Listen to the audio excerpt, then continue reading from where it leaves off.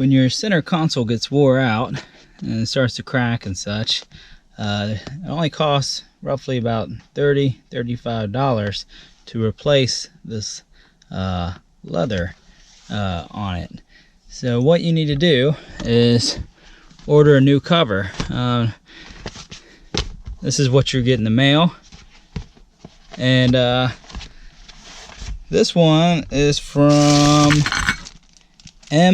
MY Automotive Upholstery through KBH Motors Group, and it matches pretty close. It's not exact, but it's close enough for the little bit of money that I spent.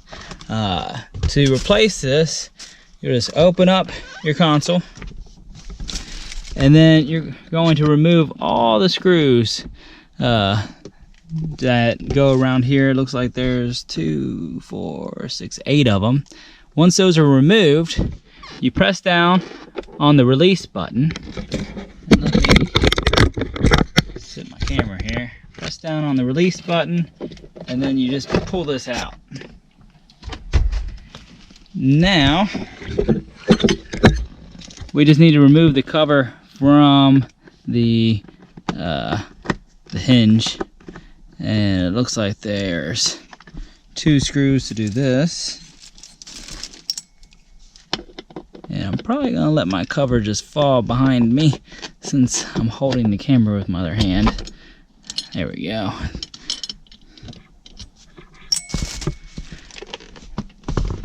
And so now the cover's off. And so let's take this thing inside where we can work on it a little better.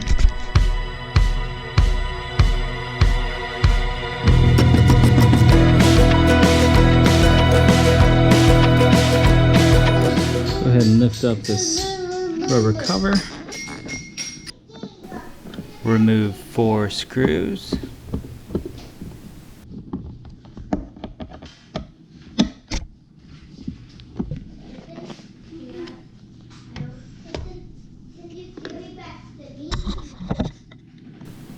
Remove 2 more screws.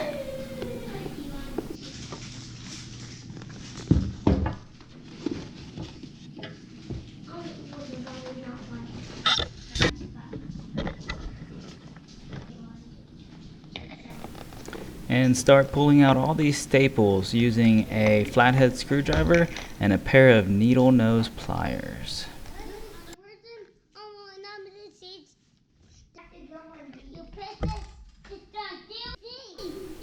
And don't forget to do the staples on the other side.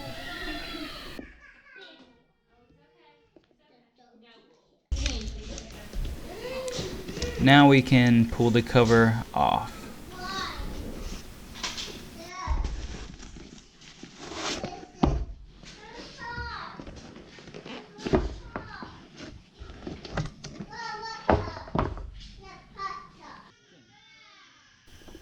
Now I've got my new piece of fabric, and I'm going to begin fitting it on.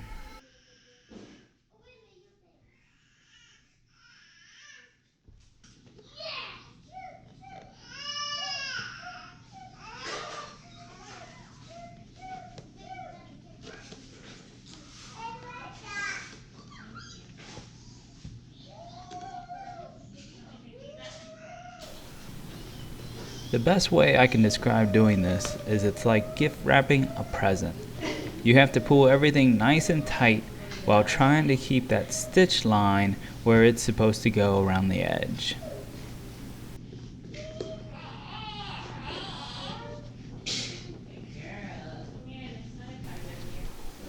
Once you have things where you want them, you can go ahead and slowly start stapling things into place.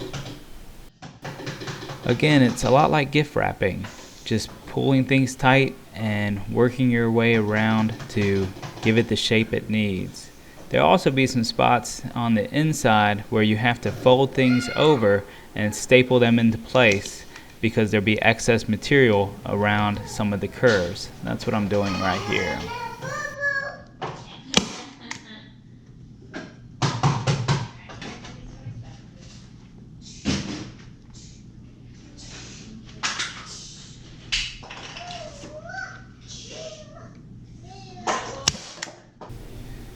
Once you have it all installed, you're actually going to have to cut the fabric here. That way the insert will be able to fit in correctly.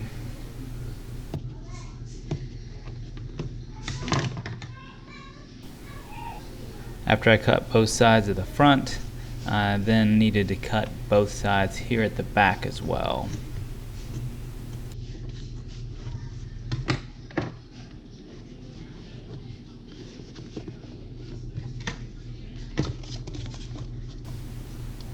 Now this should fit into place.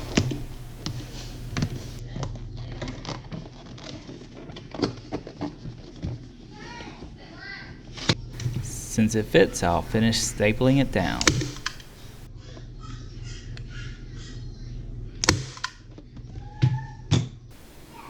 Now there are some screw holes back here underneath this excess fabric, so I'm just gonna cut it out all the way around.